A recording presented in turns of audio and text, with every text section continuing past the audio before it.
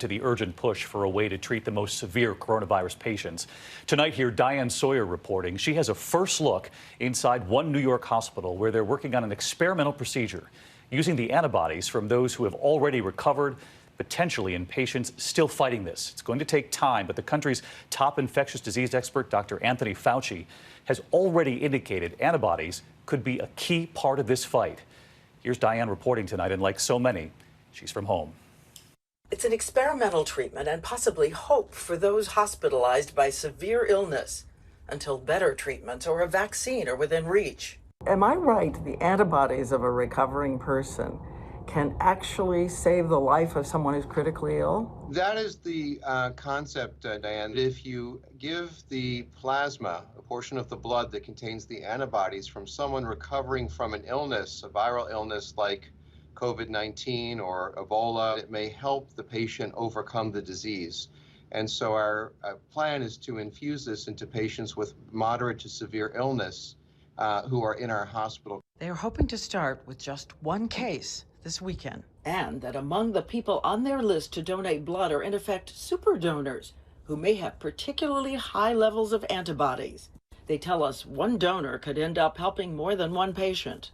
We have developed a test here at Mount Sinai to look for immunity antibody responses to COVID-19. This is Professor Florian Kramer and his dedicated lab team. They've already done groundbreaking research and have been working nonstop. He sent ABC News this video in those small wells, the antibodies reacting. The more intense the yellow color, the more antibodies. Will some people in this country be super antibodies, super immunizers? Everyone who recovers from an illness like this will develop some degree of immunity. The nation's expert, Dr. Anthony Fauci, also wants to see if this can work.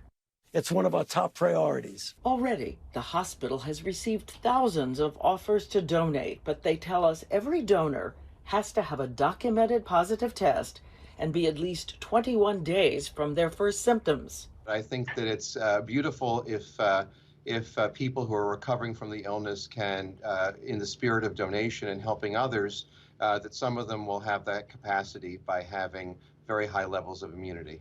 Among those who wrote in is 31-year-old lawyer Rich Berenberg. I had a very high fever. He recovered 2 weeks ago. And if I have, a resistance to it that can then be helped to somebody who's elderly or somebody who's sick, I would feel honored to do that in any way that I can. And late last night, he sent us a video of the moment he got news from the team at Mount Sinai. It says, you may be able to help.